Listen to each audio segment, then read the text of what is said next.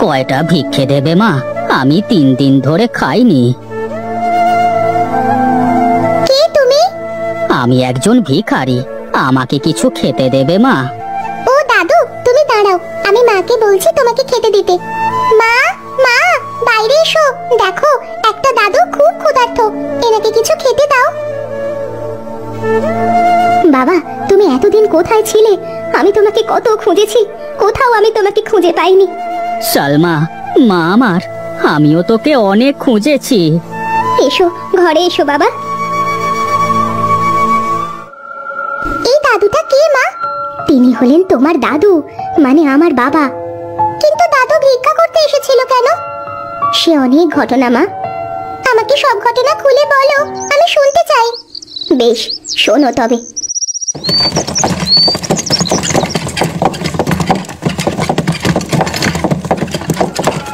কি গো মহেশ দাদা, হ্যাঁ সকাল সকাল গরুর গাড়ি নিয়ে কোথায় চললে? সাথে তোমার মেয়েকে দেখছি। একটু নদীর ঘাটে যাবো গো, গরুগুলোকে একটু পানিতে নামাতে হবে। যা গরম পড়েছে, গরুগুলোকে একটু পানিতে না নামালে আর হচ্ছে না। ও আচ্ছা আচ্ছা, যাও যাও। কাল আমার ধানের জমি থেকে তোমার গাড়িতে করে কিছু ধান আমার বাড়িতে নিয়ে এসে দিও, কেমন?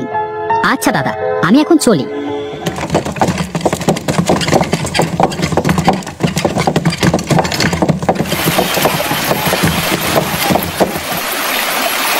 নাও বাবা, আমরা চলে এসেছি, এবার গরুগুলোকে পানিতে নামাও দেখি।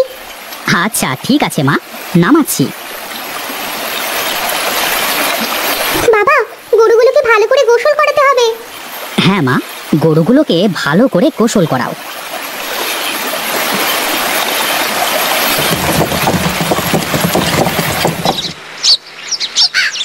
মা, তুই রান্নাটা করে ফেল, আমি একটু মাঠের দিকে গেলাম।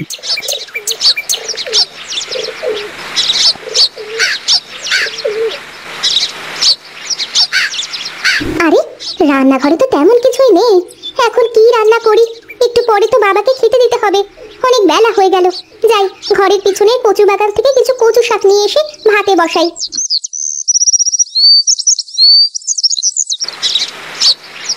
আরে, কচু পাতাও তো প্রায় শেষের দিকে, আর মাত্র কয়েকটা কচু পাতা আছে।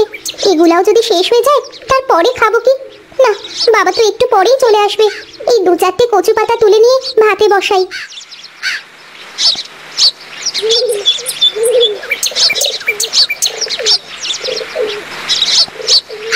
বাড়িতে এত লোক, কিন্তু সুখ দুঃখের গল্প করব এমন কোনো লোক নেই। সে কি কথা? তুমি তো আমার সাথেই বসে গল্প করতে পারো। তুমি মানুষটা আজীবনের বোকা থেকে গেলে। আজ যদি আমার একটা মেয়ে থাকতো, তাহলে তার সাথে বসে আমি আমার সুখ দুঃখের গল্প করতাম। কিন্তু আমাদের তো কোনো মেয়ে নেই, কি করে করবে এ গল্প?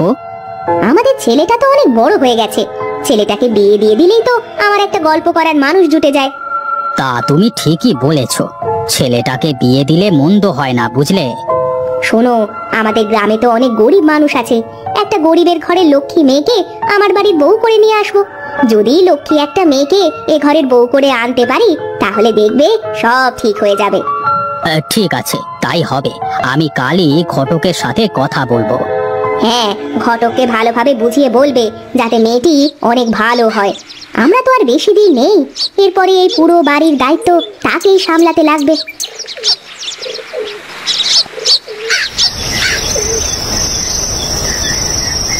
কি রে মা, তুই এই সন্ধেবেলায় খড় নিয়ে বসেছিস কেন? বাড়িতে একা একা বসে ভালো লাগছে না বাবা, তাই ভাবলাম কিছু খড় কেটে আনি। আমার মেয়েটা কত বড় হয়ে গেল দেখতে দেখতে, এতটুকু বয়সে এত সংসারী হয়ে গেছিস, এসব আমার ভাবতেই অবাক লাগে। হয়েছে হয়েছে, আর এত না বকে হাত মুখ ধুয়ে আসো দেখি। আমি ঘরে গেলাম, তুমি হাত মুখ ধুয়ে এসো, আমি তোমাকে খেতে দিচ্ছি। যাক, মেয়েটাকে নিয়ে আর আমার কোনো চিন্তা নেই। মেয়েটা আমার অনেক লক্ষ্মী হয়েছে, এখন শুধু একটা ভালো ছেলে দেখে ওকে বিয়ে দিতে পারলেই আমার শান্তি। যাই যাই, তাড়াতাড়ি ঘরে যাই, মেয়েটা ভাত নিয়ে বসে আছে।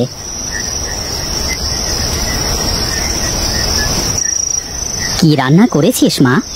বাড়িতে বাজার শেষ, আমি রান্নাঘরে ঢুকে দেখি কোনো কাঁচা বাজার নেই, তাই ঘরের পেছন থেকে কিছু কচু শাক তুলে এনে ভাতে বসে আছি বাবা। কি পোড়া কপাল আমার, তোকে দুবেলায় দুমুঠো ভালো মন্দ খাওয়াবো, সেটাও পারি না। বাবা, তুমি এসব কথা বলো না তো, আমরা তো তবু খেতে পাই। কত লোক আছে বলো তো, যারা না খেয়ে দিনের পর দিন পার করে দেয়। যেটুকু পাচ্ছি আমি সেটুকু নিয়ে খুশি আছি বাবা। খুব কপাল করে তোর মতো একটা মেয়ে পেয়েছি রে মা। না বাবা, আমি এতটা লক্ষ্মী মেয়ে না। তুমি এখন জলদি খেয়ে দিয়ে ঘুমিয়ে পড়ো তো দেখি।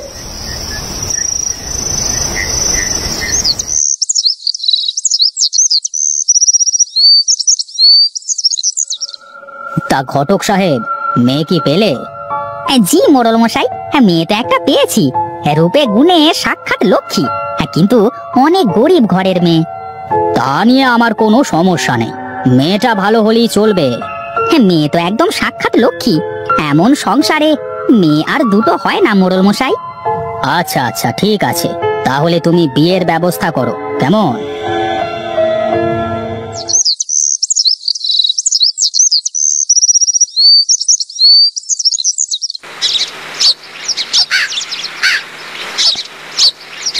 এই মহেশ, মহেশ কোথায় গেলি রে? তোর কপাল তো খুলে গেছে, বেরিয়ে আয়। আরে ঘটক সাহেব যে, আমার বাড়িতে কি মনে করে? তোমার মেয়ের জন্য সম্বন্ধ নিয়ে এসেছি। তোমার তো কপাল খুলে গেছে ভাই, মোড়লের ছেলের সাথে তোমার মেয়ের বিয়ের সম্বন্ধ পাকা করতে এলাম। তুমি সত্যি বলছো? যাক, তাহলে আমার আর কোনো চিন্তা নেই। দেখি আমার মেয়ের সাথে কথা বলে দেখি মেয়ের মত আছে কিনা। সালমা, সালমা এদিকে আয় তো মা। কি হয়েছে বাবা? গ্রামের মোড়ল সাহেবের ছেলের সাথে তোর সম্বন্ধ এসেছে, তোর কি কোনো আপত্তি আছে মা? তুমি যা ভালো মনে করো তাই করো বাবা। ঠিক আছে ঘটক মশাই, আপনি বিয়ের কাজ শুরু করুন।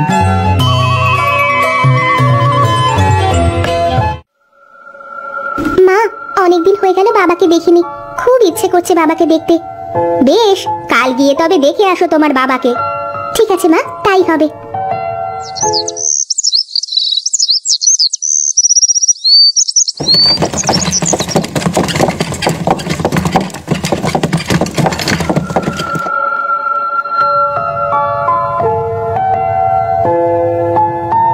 করিম চাচা, তুমি এখানে বসে আছো যে, বাবা কোথায়? তুই এসেছিস মা? তোর বাবা আমাদের গ্রাম ছেড়ে চলে গেছে। চলে গেছেন মানে? কোথায় চলে গেছে? কি বলছো এসব তুমি? কেন মা, তুই এসব বিষয়ে কিছু জানিস না? অবশ্য তোর বাবা আমাকে এসব কথা তোকে বলতে নিষেধ করেছেন। হ্যাঁ, আমি তো কিছুই বুঝতে পারছি না। আমার বাবা কেন গ্রাম ছেড়ে চলে গেলেন? কি হয়েছে? তুমি আমাকে সবকিছু বুঝিয়ে বলো।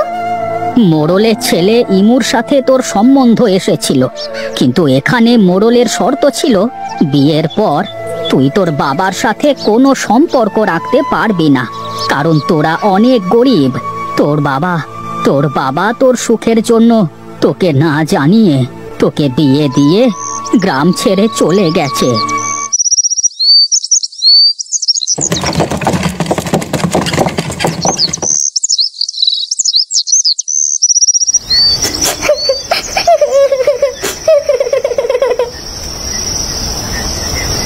কি গো, কি হয়েছে তোমার? তুমি কাঁদছো কেন? কি, আমার বাবা এত বড় খারাপ কাজ কি করে করতে পারলেন? এই বাড়িতে আমি আর এক মুহূর্ত থাকবো না, চলো আমার সাথে। বাড়ি ছেড়ে চলে গেলে তো আর আমি আমার বাবাকে ফেরত পাবো না। আমি যেভাবেই হোক তোমার বাবাকে খুঁজে বের করবই, আর আমরা বাড়ি ছেড়ে চলে গেলে তখন আমার মা বাবার একটা শিক্ষা হবে। বেশ, তুমি যেটা ভালো মনে করো সেটাই হবে।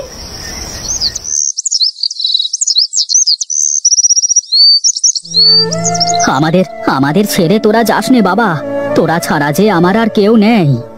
যে বাবা সালমাকে এতদিন ধরে বড় করে তুলেছে, তোমরা সেই বাবাকে সালমার থেকে দূর করে দিয়েছো। এখন এটাই তোমাদের শাস্তি।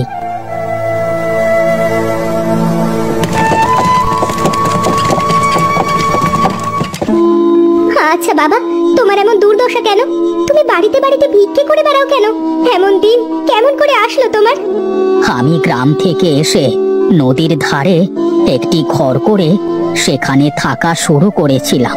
নদী ভেঙে গিয়ে আমার সব হারিয়ে এখন আমি পথে বসেছি। এখন থেকে তোমার আর কোনো চিন্তা নেই বাবা, তুমি আমার কাছেই থাকবে।